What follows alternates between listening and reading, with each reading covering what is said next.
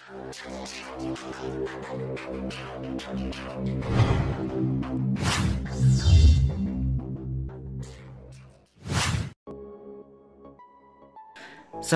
नमस्कार।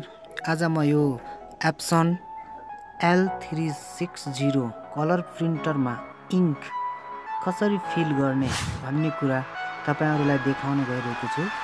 सबैभन्दा पहिला त जुन यहाँ तपाई देखिराख्नु भएको छ यो बक्सलाई खोल्ने र यसमा 4 वटा इङ्क बक्सहरु हुन्छ जुन तपाई देखिराख्नु भएको छ र यसमा जुन कलर तपाई हाल्नु छ त्यही कलर साइन र नम्बर सहित तल दिएको छ, तपाईहरु हेर्न सक्नुहुन्छ र यही अनुसार तपाईहरु यसमा कलर फिल गर्न सक्नुहुन्छ। एकपटक राम्रोसँग हेर्नुस्।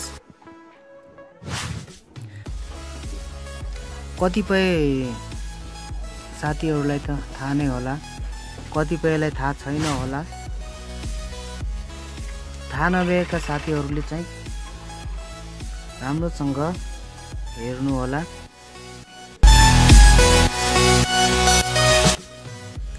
हामीले यो नम्बर अनुसार कलरहरु हामीले पाएका हुन्छौं।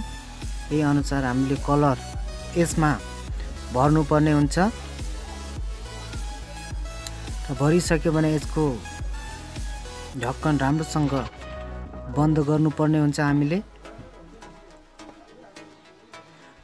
र फेरि यसमा येल्लो, ब्लू, ब्ल्याक, रेड 4 वटा कलरहरु हुन्छ र अहिले लेबल इङ्क कति छ यसको लेबल यहाँ हेरेर तपाईहरु थाहा पाउन सक्नुहुन्छ। त्यसपछि हामी यसलाई बन्द गर्छौं। बन्द गरिसक्यो भने यसलाई फिट गर्ने। फिट गरिसकेपछि अब हामीले इङ्क फिल गरेर सिद्ध्यौं। हामी प्रिन्टर चालु गर्छौं। त्यसपछि हामी यसमा अब प्रिन्ट गर्नको लागि हाम्रो प्रिन्टर तयार भएको छ। हामी चेक आउट गर्छौं एउटा पेपर। हामी यहाँ प्रेस गर्छौं।